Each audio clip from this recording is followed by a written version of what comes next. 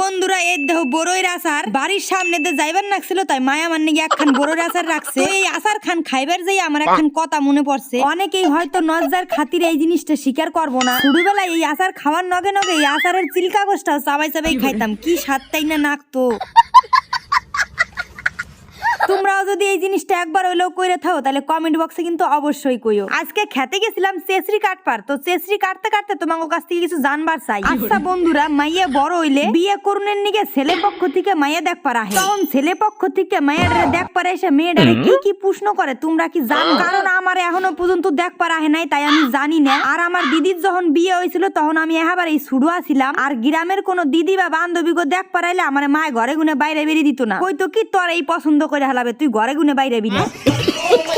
আমি খালি জানি মায়ের দেখ পারাইলে হাতে টাহা দিয়ে যায়। তো বন্ধুরা তোমরা যদি জানো কি কি প্রশ্ন করে তাহলে কমেন্ট বক্সে অবশ্যই কইও, তাইলে আমার একটু সুবিধা হয় আর কি। রাজা জি।